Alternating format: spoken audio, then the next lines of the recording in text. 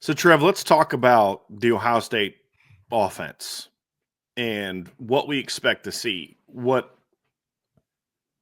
thing that I want to talk first about that we haven't seen a lot from them that I do think we'll see at times against Notre Dame is pushing the pace. They have not been a team this year that pushed the pace a lot. I've seen different reasons as to why and those type of things, but they do when they need to. I think Chip Kelly ultimately likes being a tempo guy. I can understand when you're playing a 16, maybe 17 game season, why maybe you don't want to do that 12 games in the regular season. But when you watch what Penn State did to Notre Dame last week, when Penn State pushed the tempo, they moved the ball on Notre Dame, especially in the first half. But even in the second half, they went a little bit up tempo on their drive that tied the game at 17. And I don't know that Ohio State wants to do this for 4 quarters because their depth is not great either, especially on the offensive line. Notre Dame's defense still has more depth than Ohio State's offense as far as guys that play a lot of football and are like that have played the snaps coming into this game to be prepared to play this game. And so I don't know that you want to do that for 4 quarters, but I have a hard time thinking that Chip Kelly of all people is not going to push the tempo in this game after what he saw USC do at times to Notre Dame. And then also what he saw Penn State do at times. Now, they're not the only 2 teams that have pushed the tempo against Notre Dame. Other teams have tried, and it didn't work. But those are 2 of the better teams they face and 2 teams that are a little bit more similar to what Ohio State does philosophically and schematically. So I think that's one thing that we'll get into kind of what they actually do. This is one thing I think Notre Dame needs to have a plan for, even though there's not a lot of film that makes you think they should. Yeah. Have a giant plan for, or whatever the case may be. And that's a big part of, like, defenses have calls that any team that's playing an up-tempo team, you have certain calls. And there's just, hey, if they go 3-by-1, the safety and the linebacker make calls. This is what we do when they go 3-by-1 or 2-by-2. And there's different calls for each one. And you got to just make it. And then if the team goes slower and they look to the sideline, then you now look to the sideline. But there's calls you just automatically can make from the player level when a team is going tempo. And I think that's something that helped Notre Dame last week. You could see them when Penn State was going tempo in the second half. You could see Drake Bone and Xavier Watts and Adon Schuler just immediately barking out play calls. And then that helped them be more effective. I don't know that they were as prepared for Penn State's tempo last week. I think they're going to hopefully be better prepared for that this week and have a plan for that this week. And hopefully Ohio State doesn't catch them off guard the way that Penn State caught them off guard last week with that tempo. But I do think that right there is something we needed to discuss at the beginning, even though it's not something that's been a staple of the Ohio State offense this year, the way it has been for Chip Kelly in the past. Georgia's offense also had a little bit of success with it as well. Now, obviously, not as much as what Penn State's did, not as much from a points perspective as what USC did. But when Georgia needed to move the ball on Notre Dame, they also went tempo as well. So, now there's no more, well, we have to be rested for the next game. Like, this is it, right? And so I'm expecting both coordinators to pull out all the stops. Notre Dame's a defense that likes to substitute a good amount, especially in the front 7.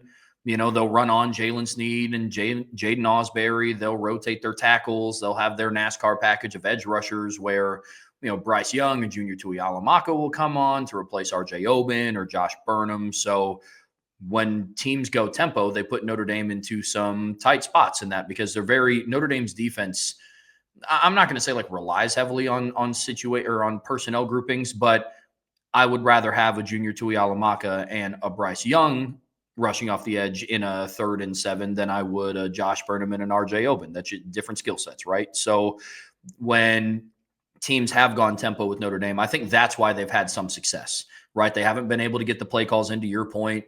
But I also do think that they're catching them in a personnel grouping that's not fit for that down and situation because Notre Dame has been very good at kind of those almost hockey-like substitutions on 2nd and 3rd down to put them into favorable matchups. So, yeah, I agree. I think you could see a good amount of that from Ohio State as well.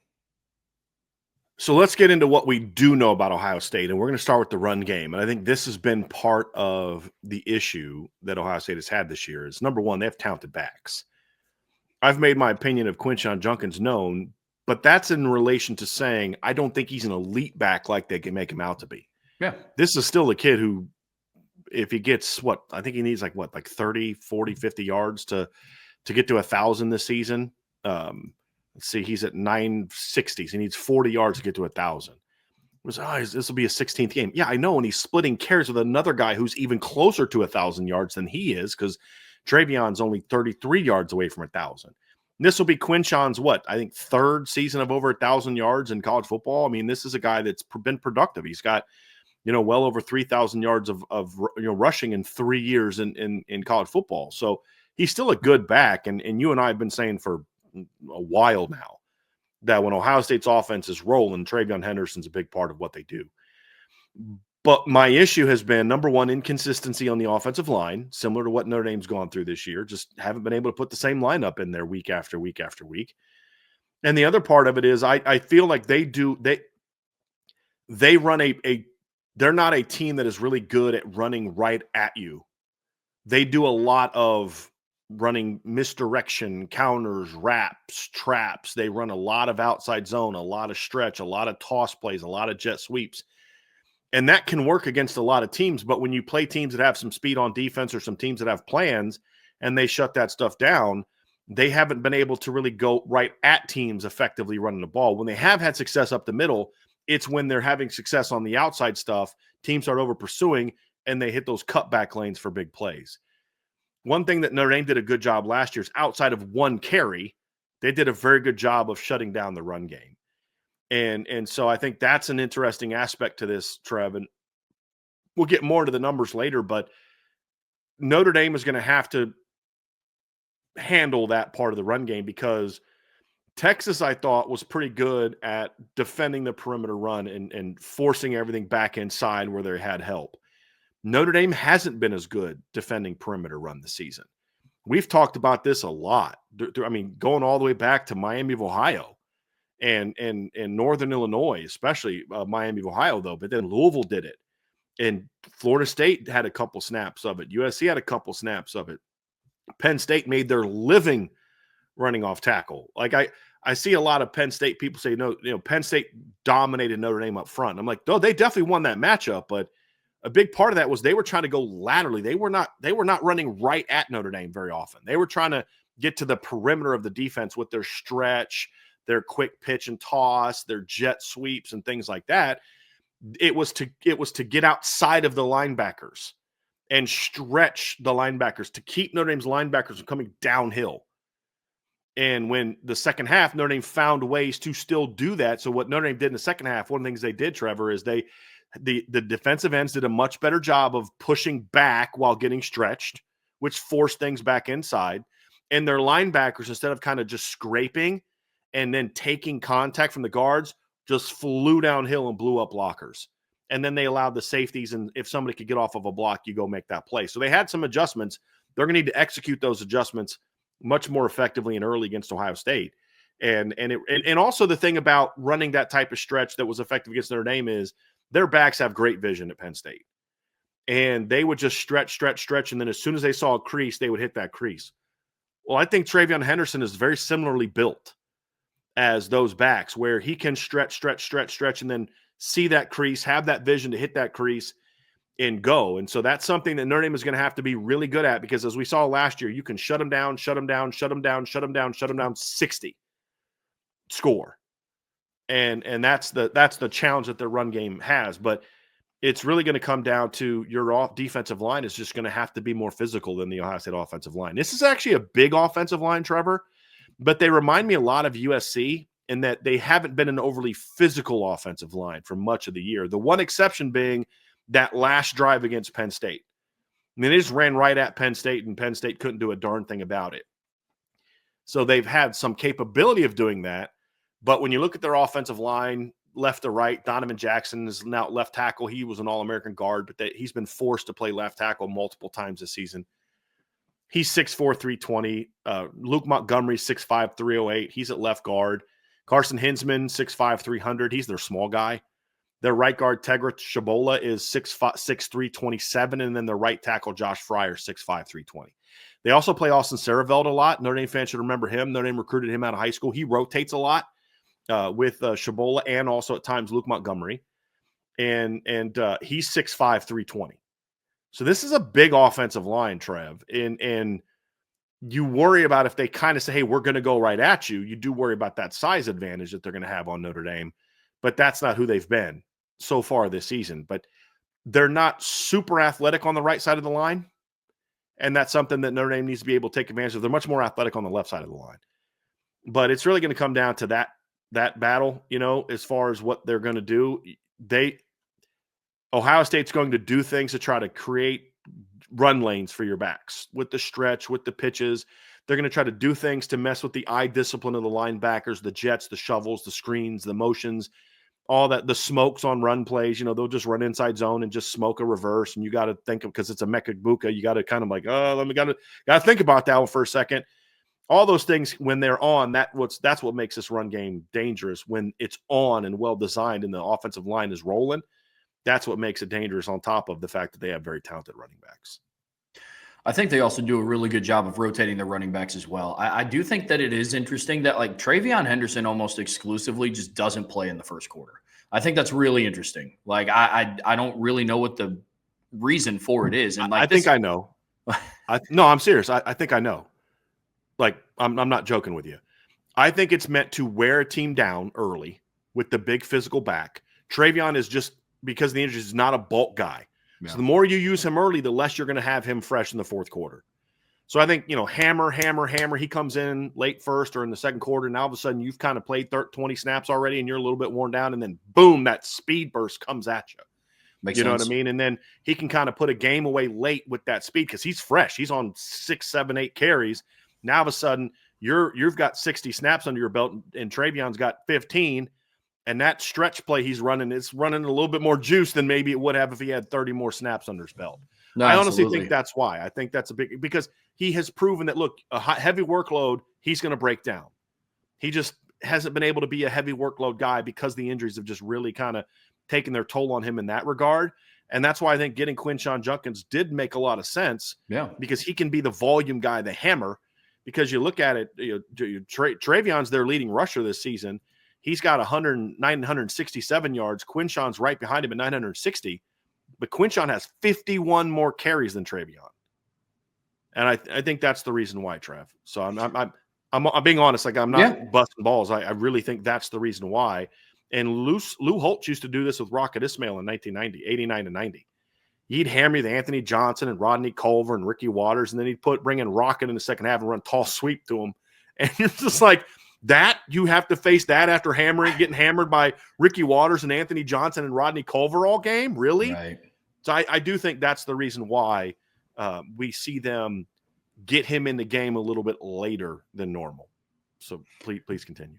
Yeah, no, I mean, it makes sense. I mean, but their balance of carries is something that I've kept an eye on, and it speaks to what you said about their actual usage. I mean, the most carries Travion Henderson has had in a game this season is 11, but then like the least amount is 6.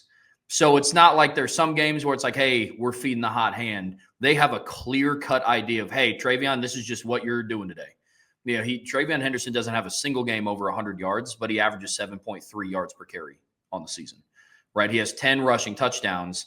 I don't know if any of them, I'll have to go back and look. I don't know if any of them came in the red zone. But you know what I mean? Like, it just feels like every single time that kid touches the football, it could go, right? But then you go back and you look at a guy like Quinshon Judkins, and he has more carries added up over the season, but it's not like in games Quinshon has 19 and Travion has his, 8 to 10. Quinshon has 50 more carries spread out over 15 games, but because he's getting like 3 more a game. You know what I mean? Like the most carries Quinshon had in a game was against Oregon, and he had 17. Outside of that, he lived in that range of like 11 to 15, somewhere in that sweet spot. Since Marshall, he's had 10 twice, 11 3 times, 12 in another, 13 in another, several 14, one with 15, and then, as you mentioned, the Oregon game was his most with 17. Yeah, but they're used very differently, right? I mean, some of the things some of the best stuff, in my opinion, that Quinshon Judkins has done this season has been as a blocker. Honestly, like, has been as a lead blocker. Like I said, there was a play they had against Oregon the first time where they motioned Igbuka into the backfield, and they had almost just like that Will Howard was in the pistol. and had Quinshon Judkins behind him and Igbokwe to his left. And they pulled their left guard, and they just immediately sent Travion out to be a lead blocker, and then just ran it like a zone read to Igbokwe, and it got like 9 yards. So you saw that he had that. They ran 12 person, or sorry, I'm getting my numbers mixed up here. Either way, they had a play against Texas where they had Travion and Quinshon on the field at the same time. 21 person. 21. Thank you. And they treated Quinshon as a lead blocker. And so I think that's honestly sometimes where he's been at his best, similar on the goal line. They'll use Quinshon as a lead blocker for Will Howard, who has 7 rushing touchdowns this season, similar to what they'll ask Jeremiah Love to do for Riley Leonard on occasion. So, I like their usage of their backs. They find very different ways to get them involved. And again, the thing that kind of gives me a little bit of pause with this is they're 2 very different styles of runners. And we saw that against Penn State. Katron Allen came in and he was the hammer. And then Nicholas Singleton came in and he was the guy that had a lot of success on the perimeter. And I'm going to be interested to see how Notre Dame's defense adjusts to that speed difference, right? I mean, you can catch Quinshon on if he runs a stretch play, but it's different when number 32 enters the backfield and he's turning the corner right when you're getting to like the top of your angle to pursuit, right? So it's going to be that one's going to be one that I'm going to be keeping a strong eye on, because I think that change of speed messed with Notre Dame a little bit when they played Penn State. I really do, because you could tell a difference in how they attacked the runners between Nicholas Singleton and Katron Allen, in my opinion. What are your thoughts on this, Trev? An observation that I had, and I'm curious if you feel the same way. One of the things that I look at schematically between Penn State and Ohio State, it's actually not a ton of difference run game scheme. You know, the Penn State's always done the jet sweeps with their running back. They run the stretch, they run misdirection. I don't even call it misdirection. It's just like it's gap schemes. They run a lot of gap schemes, things like that. The thing that I notice on film is just Penn State's a lot more physical in how they go about those things. Like their offensive line just does it in a way where it's just a little bit more physical. And I don't think Ohio State's been as fit. This is not that lazy, like, oh, they're soft football. That's not what I'm talking about. It's a different style of going about attacking the other team. And I'm curious how Notre Dame handles that, or if Ohio State maybe tries to ramp that up a little bit. But, we saw that a little bit last year too, where when they got in short yardage situations, Notre Dame defense shut them down because they're just not used to going vertical. They're used to doing so much of the gap, the pin and pull, and the stretch stuff. And I think that's going to have to continue for Notre Dame. Is they're going to have to make sure that Ohio State can't run right at them. But also you wonder, can they get the same type of push on the edge against Notre Dame that Penn State did? That's an interesting part too, because they're similar in size. I just think the Penn State offensive line is just in general just more physical in how they block and how they play. Do you see it that way, or do you see it a little bit different? No, we see it the same. I mean, I think it's just a difference in philosophies. Again, I'm with you. I don't think that it's Ohio State doesn't like contact or not physical. I'm not saying that at all. They're playing in the national championship for a reason, right? But I think for Penn State, it's more of they use their offensive line to pave the way, I guess, like is how I look at it. Ohio State's offensive line is more used to, because they have an explosive guy like Travion, and Quinshon is a hard runner. I think it's very similar to like Notre Dame's philosophy at times, where it's like, hey, get a body on a body and if Travion finds a crease, he could at least take it for 15, 20. But for Penn State's, it's very much like we're meant to pave the way. We're immediately moving up to the second level. We're blocking downfield. Like it's more of that, in my opinion. So I'm with you. Let's talk about their pass game a little bit, Trev. And this is what the danger zone is for Notre Dame. Is their pass offense against Notre Dame pass defense. Now, on papers, we'll break down here in a little bit. This is really good elite on really good. Yeah. Talent wise, it's in my opinion elite on elite. It's a great matchup. But when their pass game is on, it is fun. This is the part I like to watch when it's on.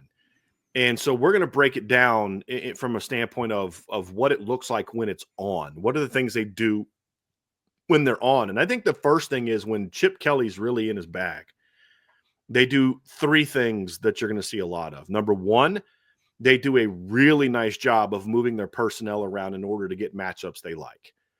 You're not just going to see Jeremiah Smith lined up in the boundary against Leonard Moore all day. They're going to say, we want to see him against number 29. We want to see him against number 1. And if we catch Notre Dame in 4-3 personnel, then you better darn well believe they're going to have him in one of the slot positions going against either a safety or a linebacker. There's no question about it. They do when they're on, they do a really nice job of moving around their personnel. They do some nice stack stuff with their personnel. And this isn't just, okay, he's X, he's Z, he's the F, whatever. It's also they'll do stack things. They'll post-snap switch it, so they'll start Jeremiah off on the outside. Like the touchdown pass he had against Nebraska, they were in sort of a reduced alignment.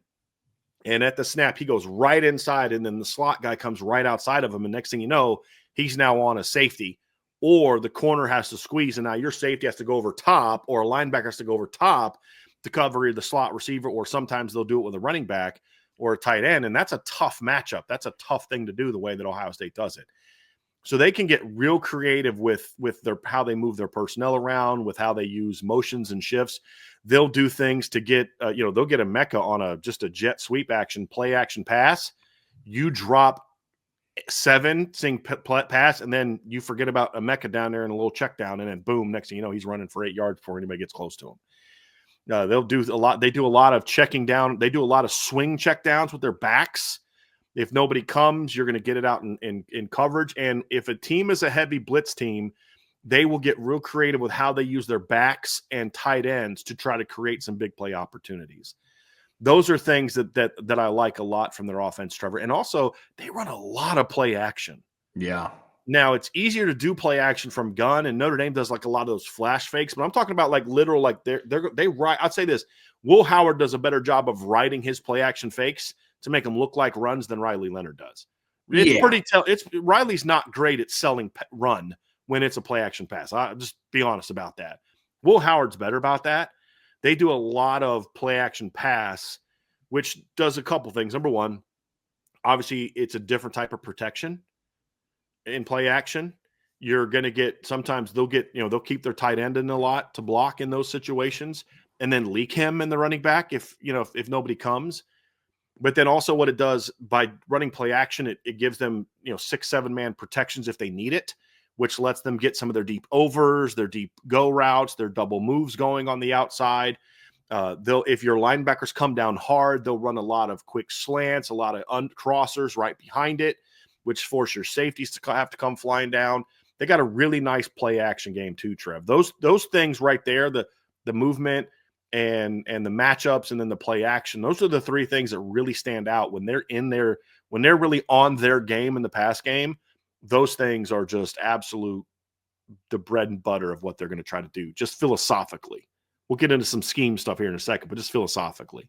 Yeah, I mean, the thing that I can really appreciate from Ohio State's offense this year is they found ways to win this is a very despairing win, but when teams have been able to find ways to contain or slow down Jeremiah Smith, which is something that this offense has not been able to do in previous years.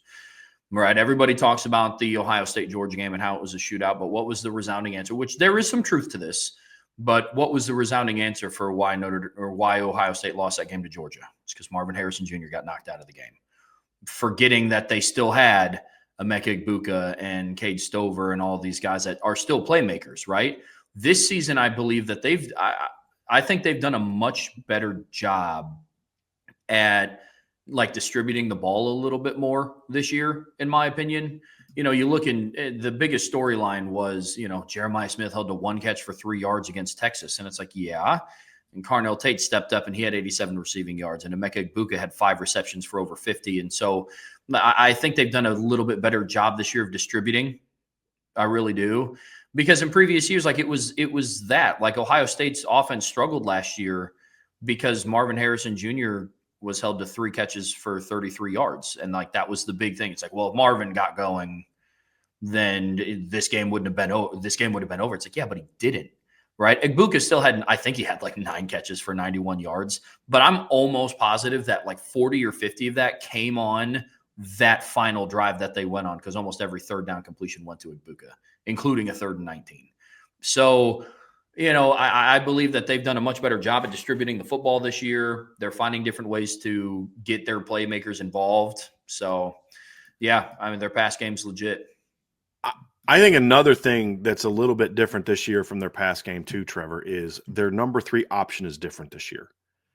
Last year, their number 3 option was a tight end. you could even argue, I mean, at times he was number 2 when Emeka was out. Their number 3 receiver last year was Julian Fleming, who just doesn't scare you. I mean, he made a huge 4th down play against Notre Dame, right? I mean, it was a huge play, great catch. But what I mean scare you is he's not a guy that's going to take over a game. One thing that I believe makes this pass offense better than last year's, and the statistics are no different. I mean, in fact, just from a pure number standpoint, they're throwing for fewer yards per game this year than they did last year. The difference is they're up by about half a yard per attempt this year compared to last year. And last year's offense was actually a little higher in yards per catch. There's some reasons for that, but what makes it when the pass offense is on this year is their number 3 option now is a legitimate, talented wide receiver in Cardinal Tate. And, you know, you hear these hyperbolic comments when people talk about how talented a room is. Well, this guy would, you know, their number 4 guy would start on, you know, or number 3 guy would start on, you know, every team they play on and be their number 1. And you're like, okay. And then we say it about the Notre Dame running backs, and you're like, yeah, it's actually factual. Well, I think that's also true about the Ohio State pass corps. Cardinal Tate would probably be Notre Dame's best receiver if he played Notre Dame. You know, maybe second best if everything was clicking the way it should be. He would be the number 1, at worst number 2 for, I'd say, 90% of the teams that Ohio State played this year. A couple of their playoff teams that's not true of. It's not true of Oregon. He'd be really good, but Tez Johnson's still their number 1. It probably isn't true of Texas. I think Matthew Golden, the way he played this year, is their number 1. It would have been true, I think, of Ohio State. I mean, Tennessee. It would certainly be true of Michigan. It'd be certainly true of Penn State if we're talking just receivers. So, and I think it's arguable that it would be true for Notre Dame as well. So that is something that I think makes this a different matchup than it was a year ago. Some ways I like that matchup better for Notre Dame in certain situations because a tight end is going to present a different matchup. And in other ways, it concerns me a little bit more. And we saw in some of the playoff games this year, including the Texas game, that look, you can take him out of the game. You can take Jeremiah Smith out of the game, and we'll get to Jeremiah here in a few, but you can take him out of the game, but you know, and you could even slow down Emeka Egbuka, which Texas did. They not only slowed down Emeka Egbuka, they slowed down, Jeremiah Smith, but they slowed down Emeka Egbuka as well. He didn't go off and have the big game that he normally has when teams are focusing all their coverage on Jeremiah Smith. Emeka had 5 catches for 51 yards. So what was the difference? Travion Henderson had a 75-yard catch and run on the screen, and Cardinal Tate had a big game. Okay, you want to leave me in one-on-one coverage? Cool. Against your second or third best cover guy? Okay, I'm going to win that battle. Personnel-wise, that makes them a challenging matchup. To your point, and you've made that point now a couple times last couple of days, Trevor. That's what makes, when they're on, that's what makes this pass game dangerous, because there's times they have 5 guys in the field that can take it to the house. Oh, yeah, man. I mean, I view them the same way that I view Notre Dame's rushing attack. Like, there's not been a team so far this year outside of, honestly, Northern Illinois and from Ohio State, outside of Michigan. There hasn't been a team this year that has shown that they can slow down everybody. You know, for Notre Dame, you might be able to stop 1 of or 2 of Riley Leonard, Jeremiah Love, Jadarian Price, and Aeneas Williams, but you can't stop all of them. It's the same thing with Ohio State's receiving corps. You know, you might go in with the philosophy of, listen, Egbuka's kind of their go-to weapon. He's their third down guy. We can't let him take the game over. And those are the games where Jeremiah Smith has 6 catches for 120 yards and 2 touchdowns. You know, Texas went the opposite, and it was, hey, we cannot let Jeremiah Smith break this game open, which I didn't hate that game plan at all based on what he did against Tennessee and what he did against Oregon, right? But then you have Carnell Tate. He goes off. Egbuka, he had 5 catches for 51 yards. I think 2 or 3 of them went for third down conversions, you know? And so it's just – it's a hard group to stop on either side of the football when both groups are on. But I do think that Texas kind of showed, but if Jeremiah isn't taking over a game, it does make it easier to keep the points down. Oh, absolutely. And that's the counter to it as well, is, yeah, they got their yards, but that also kept the points down. But I still think the primary reason the points got kept down is they couldn't run the football when they pressured the quarterback. I think that's a big part of it we'll get into. Scheme-wise, obviously they do a lot of things a lot of people do. They do stops, they do comebacks, they'll run some quick game if you play off coverage.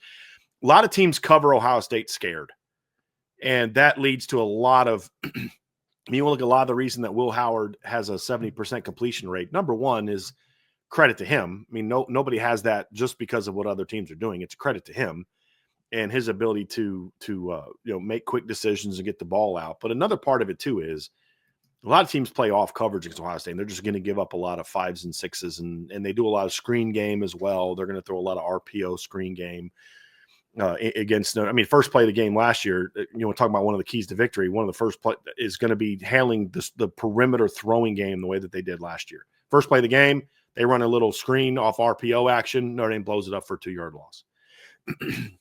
Those are things you're going to have to do a very good job of this season to really keep this all. I don't say shut it down, but keep this offense in check. That's going to be a big, big part of this game and this game plan for Notre Dame. Trev is to do that. But they run a lot of.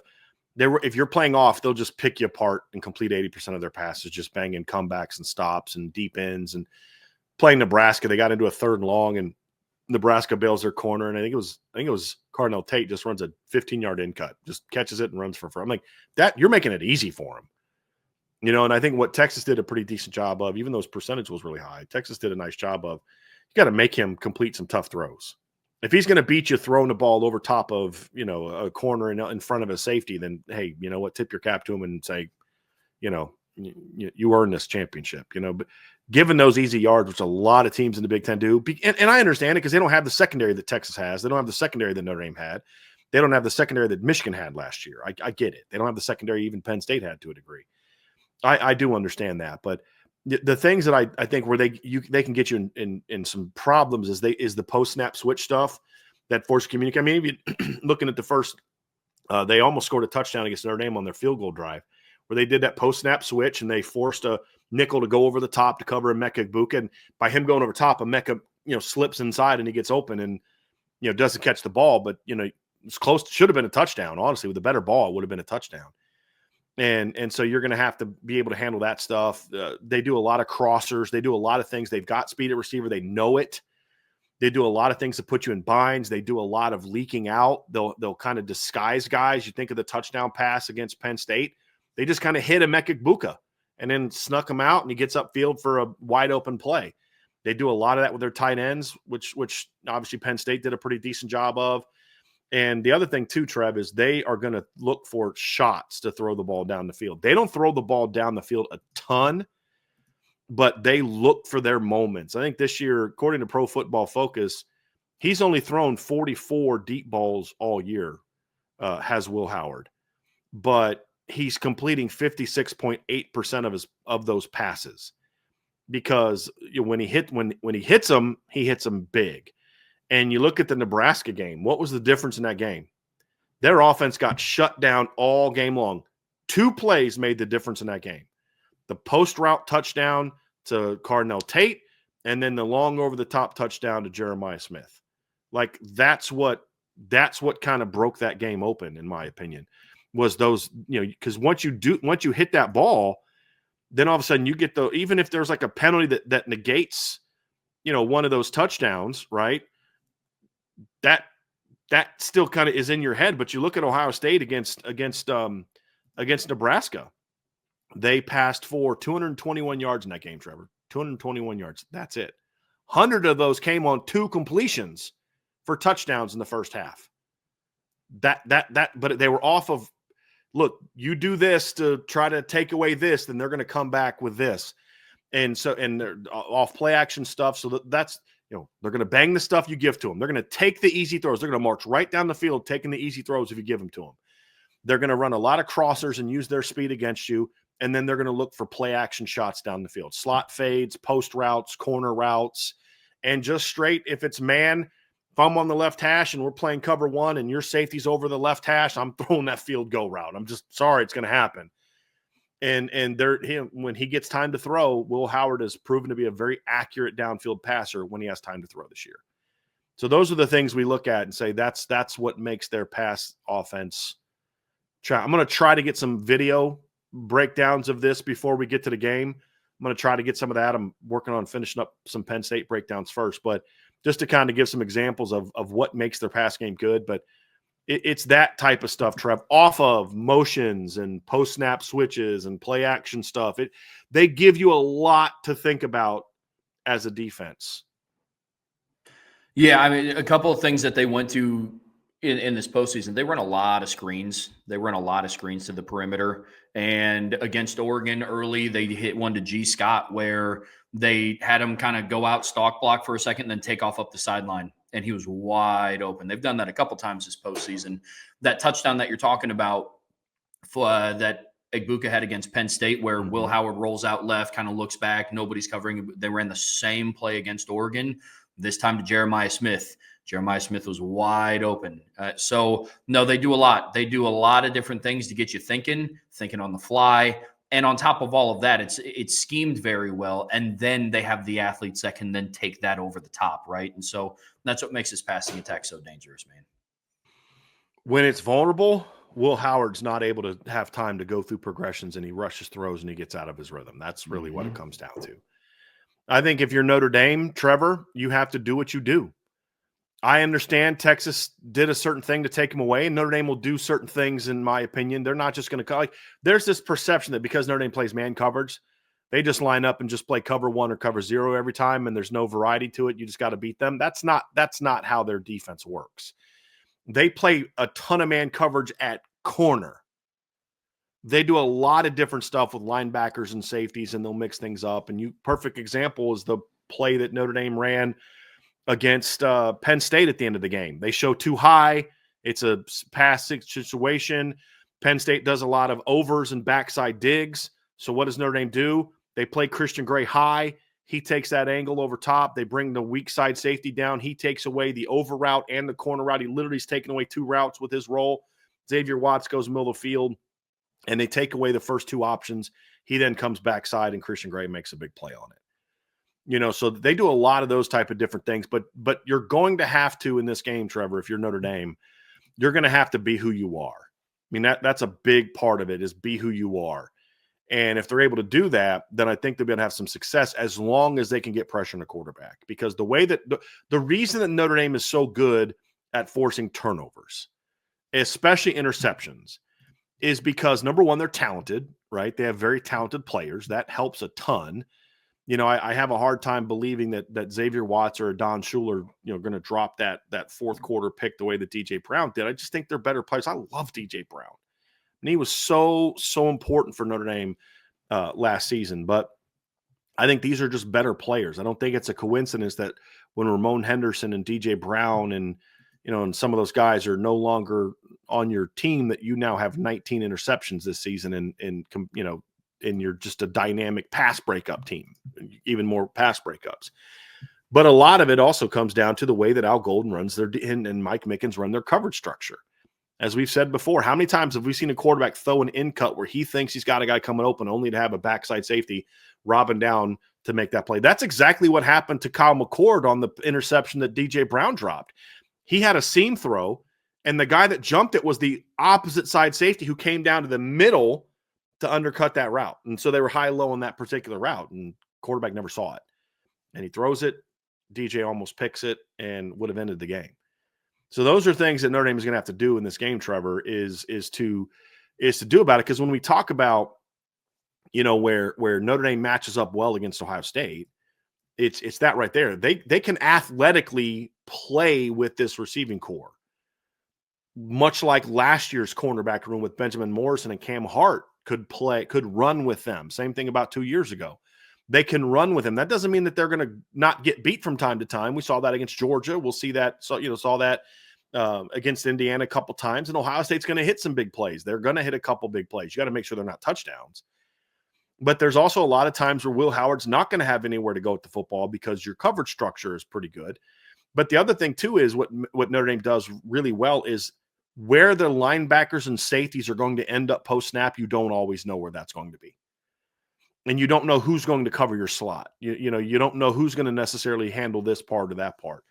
And so that's why I say for Notre Dame, you got to be who you are. You can't sit there and say, hey, we're going to have to change what we do to stop Jeremiah Smith, because then you're just going to get burned by those 2 other guys. You've just got to be the best version of who you are, and then create some some adjustments to your coverage structure like you do every week that fit what Ohio State does schematically. That's what you need to do. And then you need to do some things that are creating some indecision in Will Howard's mind. You need to get him to the point where he thinks